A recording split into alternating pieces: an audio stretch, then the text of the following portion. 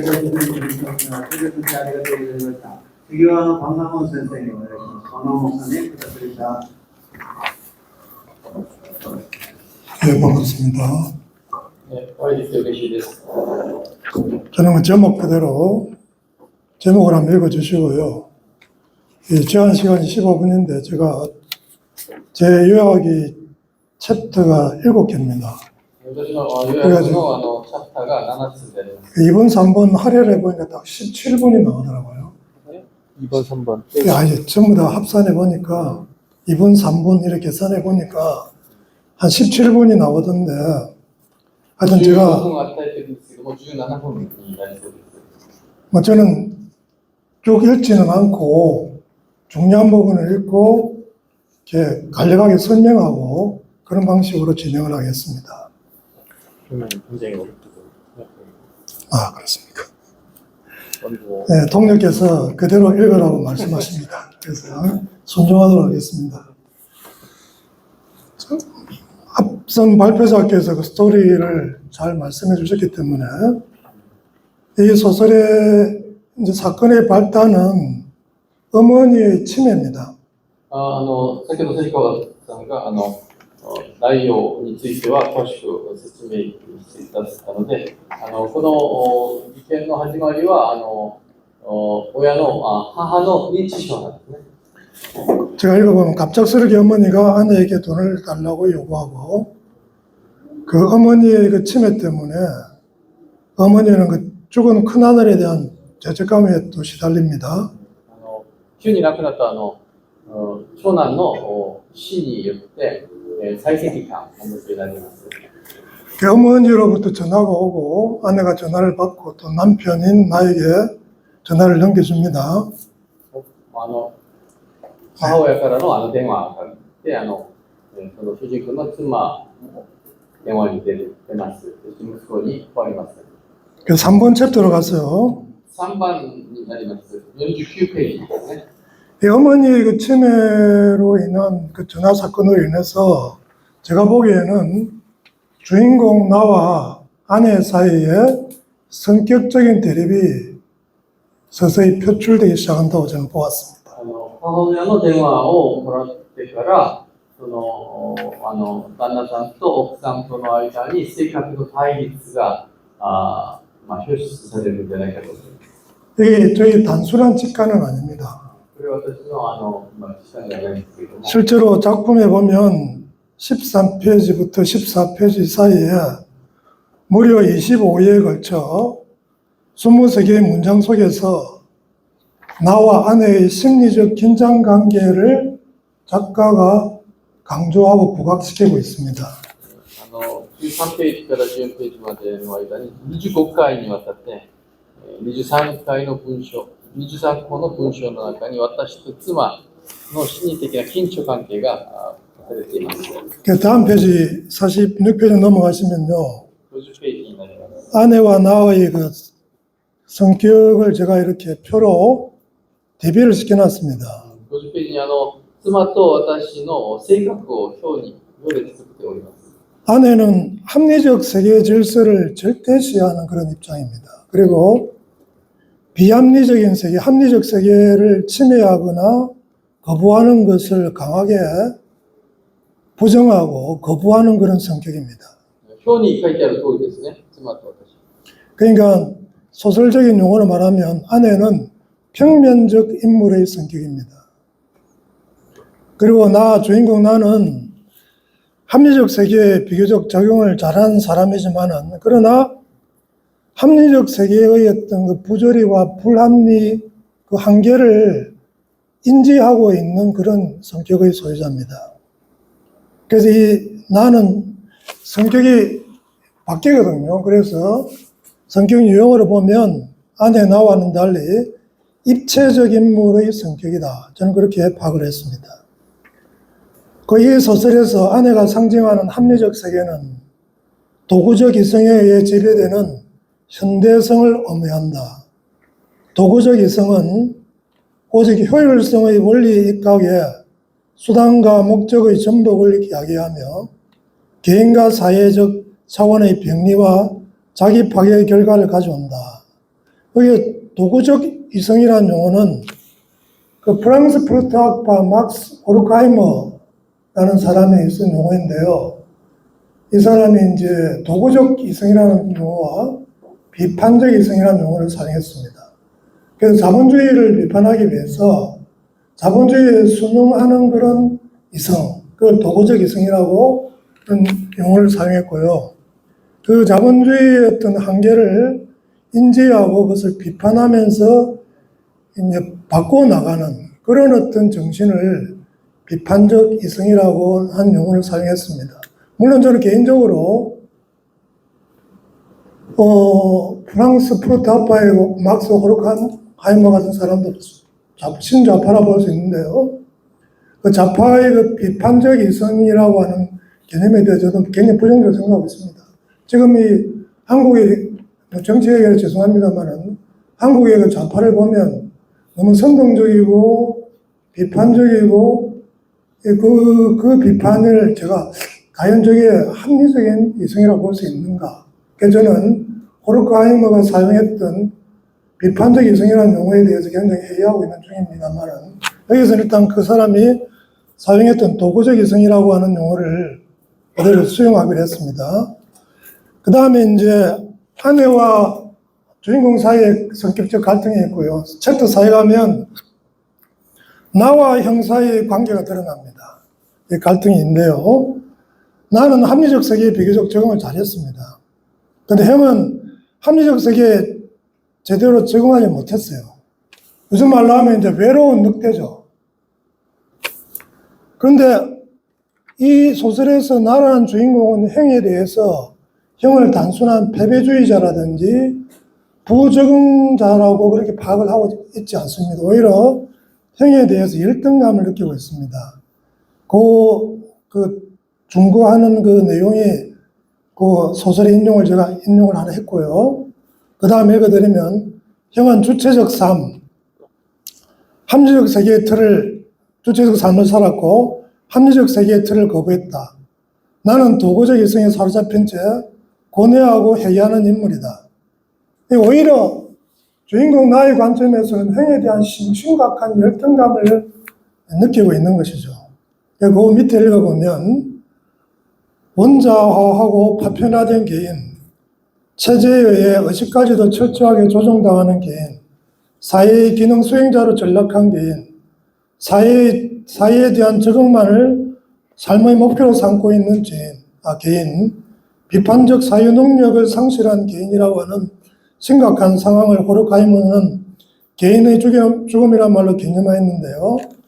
이 호르카이머의 이 개인의 죽음에 해당되는 적용될 수 있는 인물이 주인공 나라고 저는 파악을 했습니다. 그 다음에 챕터 5로 갔어요. 5番になりますね。 나와 형에 대한 어머니의 태도와 갈등을 보면요. 어머니는 합리적 세계에 적응을 잘하고 취직 잘하고 공부 잘하고 애 안 먹이고 그런 둘째 아들을 편애했습니다. 그리고 결과적으로는 첫째 아들을 차별했죠. 보면 그 소설의 인용의 끝부분을 보면 사랑하는 사람의 이름이 호명되면 사랑하지 않는 사람이 누구인지 저절로 알게 된다. 자꾸 둘째 아들을 사랑하니까 저절로 누가 사랑을 받고 있지 않는지 알게 된다는 겁니다. 저는 이 가정의 이 가족사를 갖다가 어떻게 봤는가 하면 단순한 편애와 죄책감의 문제로 저는 해석하지 않았습니다. 작은 아들은 사랑을 많이 받고 큰 아들은 사랑을 상대로 덜 받았는데요. 큰 아들의 입장에서 보면 어머니의 사랑이 결여된 이 세계는 작은 가정이지만 이게 그 사람의 세계거든요. 그러니까 그 세계는 불합리와 부조리의 차별의 세계가 된다는 겁니다. 그리고 나중에 와서는 또 동생의 나와 어머니에게는 그것이 또 회한이 되고 죄책감이 된다는 것이죠. 그러니까 이 가족사는 부조리하고 불합리한 이 세계의 단면을 보여주는 그런 상징으로 저는 이 작품을 이승우의 마음의 부르기라는 소설을 그렇게 이해를 했습니다. 그리고 전 개인적으로 볼 때 이승우 작가의 소설이 프랑스 쪽에서 인기가 있는 이유 중에 하나가 이승우 소설은 굉장히 실존적이고 이 세계의 불합리, 부조리, 답답함, 어두움 그런 세계를 그 사람의 특유의 어떤 문체나 끈적끈적한 어떤 그 문체라든지 통찰력을 통해서 잘 보여주기 때문에 프랑스의 어떤 그 정서에 잘 연결될 수 있는 작가가 아닌가. 저는 개인적으로 그렇게 생각을 하고 있습니다. 그 다음에 이제 6번 챕터로 가서요. 이 소설은 그 종말 강조법적인 수법을 보입니다. 이렇게 줄 갈등이 이어지다가 마지막 장면에 가가지고 독자를 놀라게 만드는 그런 수법을 이제 소설에서 보통 종말 강조법이라고 하는데 그게 그렇게 이 소설이 나타나고 있고요. 저도 발표도 그래서 종말 강조법으로 그렇게 하고 싶습니다. 좀 뒤에 제가 카톡방에 한국 분들은 카톡방에 제가 5개의 PPT 그 파일을 올렸거든요. 그걸 가지고 제가 설명을 해드리고요. 아까 제가 총무님께 여쭤보니까 일본 분에게는 그 카톡방 그게 전달이 안 된다 하더라고요. 그래서 한국 분들은 보시고 자기만 보지 마시고 일본 분들에게 친절하게 보여주시는 그런 친절함을 베풀어 주시기를 부탁을 드립니다. 자, 마지막 장면에 가면 이제 주인공 나가 실존적인 결단을 합니다. 어머니에게 전화를 걸었습니다. 그러니까 어머니가 받아가지고 형인 줄 알고 형의 이름을 부릅니다. 그럴 때 이제 그 뒤에 제가 인용 뒤에 제가 설명이 나왔죠. 여기서 주인공이 어머니의 오해를 바로잡을 경우 어머니 내 형 아니에요. 형 죽었잖아요. 내 동생이에요. 이렇게 하면 제가 이제 해석하기에는 이 동생도 합리적 세계를 그대로 받아들이고 도구적 이성의 삶을 사는 그 삶을 그대로 수락하는 그런 결과를 가져오기 때문에 제 발표 제목대로 그 속에서 고민 없이 사는 침몰의 삶을 선택하게 된다. 저는 그래 봤고요. 그러나 이 주인공은 어머니가 형인 줄 착각하고 누구냐 이를 불렀을 때 형인 척 합니다. 그리고 형 입장에서 그렇게 뭔가 돈 이야기를 하고 그렇게 해요. 이게 이제 어떤 의미가 있느냐. 그걸 제가 해석을 해볼 때 밑에 뭐 비합리성, 뭐 합리성 이래가지고 도표를 만들어놨는데 이게 제일 잘 만드는 표가 아니기 때문에 좀 이 파일에서 찌그러졌습니다. 그래서 제가 지금 카톡방에 제가 도표를 올려놨죠. 그죠? 그 도표의 첫 번째를 보십시오. 죄송하지만은 잠도 오시고 한데 이렇게 스마트폰을 꺼내셔가지고 수고스럽지만은 우리 카톡방, 동부가 카톡방을 들어가셔서 이렇게 보면 5개가 들어가 있을 겁니다. 그 중에 첫 번째 걸 보십시오. 저는 이 주인공 나의 이 결단, 형의 입장에서 받아가지고 어머니 그 생각했던 대로 그 이야기하는, 반응하는 그것을 굉장히 실존적인 결단으로 봤고요. 그것이 이제 합리성에서 비합리성으로의 도약이다. 그렇게 봤습니다. 이게 실존주의에서 말하는 도약이거든요. 키에르케고르가 말했던 도약.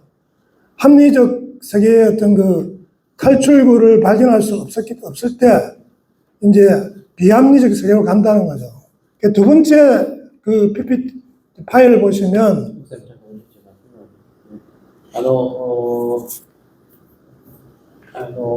非合理性と合理性なんですけれども、非合理性から合理性から非合理性に跳躍する、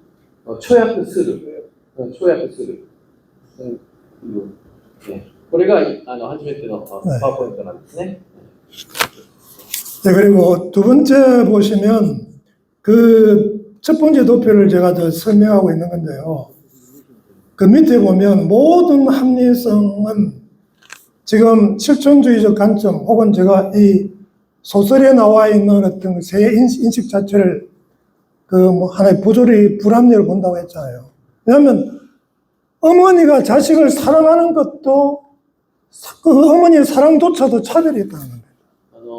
母親の愛でも差別があるっていう長男と今次男が出てくるんですね、差別があるっていう 그러니까 이 세계가 그렇다는 거죠. 그래서 두 번째 도표는 뭐냐면 모든 합리적인 세계는 뭐예요? 비관론이라는 거예요. 탈출구가 없다는 거예요. 全ての合理性は悲観論であって脱出口がない 그럴 때 주인공이 마지막 장면에서 그 형으로 입장에서 받아가지고 어머니에게 형에 대해서 이야기한 건 뭐냐면 저는 실존적 결단으로 받고 도약으로 받고요. 最後に自分は次男であるということを話さずに長男の役割をするんですね。それが非合理的に跳躍するということ。これが2番目。 예, 그리고 이 도약의 존재는 뭐냐면 모든 합리는 이 세계에서는 뭐예요? 다 포기되고 좌절되었기 때문에 아무런 의미를 발견할 수 없기 때문에 막다른 골목에 이르렀기 때문에 이 도약을 할 때는 뭐냐면 합리적으로 도약을 할 수 없다는 거죠. 비합리적이라는 겁니다. 非合理的では解決できないというか、それで跳躍するためには非合理性になるしかないという。 네. 그 세 번째는 뭐냐면 제가 프랜시스 세퍼의 그 이승에서의 도피라는 책에서 거기에 있는 걸 제가 이제 좀 설명하는 겁니다. 세 フ 번째 ランシス・セパーという人の 이승에서의 도피. 人生からの逃避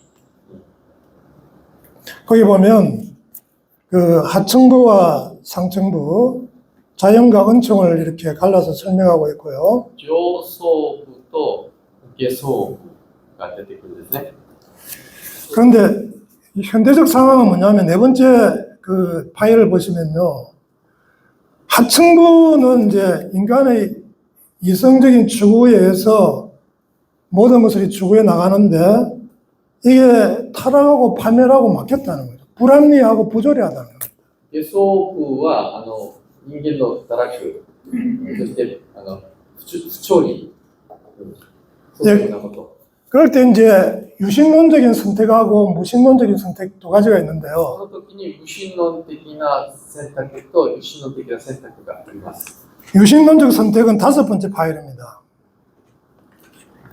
하층부에서 상층부로 올라가는데 그것은 예수 그리스도 안에서 십자가 안에서 그 영생과 부활을 꿈꾸고 크로노스의 세계에서 카이로스의 세계, 은총의 세계를 받아들이고 그래서 하층부와 상층부가 이렇게 서로 상호 소통하는 그게 이제 소위 말하는 개신교적 신앙이고 천교적 신앙 아닙니까?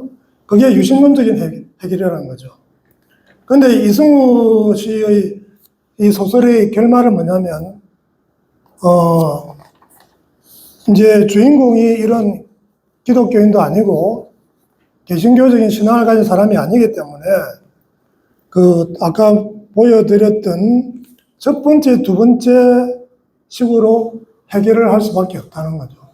그 합리적 세계에서 모든 합리적인 노력의 추구가 좌절되고 패배된 상황 속에서 비합리적인 세계로 도약하는 것. 어머니가 지금 치매 아닙니까? 치매의 세계는 비합리 세계거든요. 근데 주인공이 뭐예요? 어머니의 치매를 인정하고 그 세계로 들어가는 거예요. 형의 입장이 돼가지고 그 어머니의 그 모든 어떤 거 말하는 것을 받아들이는 거죠. 그 자체는 그 이제 1번과 2번에 나오는 그림으로 실존주의적으로 도약한다. 저는 그렇게 해석을 한 겁니다. 그리고 이제 결론을 말씀드리면요. 기존의 해석을 참조해 주시고요. 7番結論に入ります。 이제 발표자 해석은 뭐냐면 이 도약은 합리적 세계의 도구적 이성의 삶에 갇혀 있는 현대성에 대한 자기 계몽적 성찰과 비판을 실존주의 관점에서 제시하고 있다고 할 수 있다. 그리고 우리가 이렇게 물어볼 수 있어요. 이승우 작가는 기독교인인데 왜 이런 기독교식으로 그렇게 결말을 보여주지 않느냐. 저는 그런 어떤 생각에 대해서 반대하는 입장입니다. 이성호 작가는 예수 그리스도는 없는 삶의 세계가 얼마나 부조리하고 불합리한 것인지를 이 마지막 종말 강족법의 그 도약을 통해서 역설적으로 잘 보여주고 있는 그런 의미에서 더욱더 탁월하고 굉장히 절묘한 그 소설적 기법을 활용할 줄 아는 그런 기독교 작가다. 그렇게 저는 결론을 내리고 싶습니다. 마치겠습니다. 감사합니다.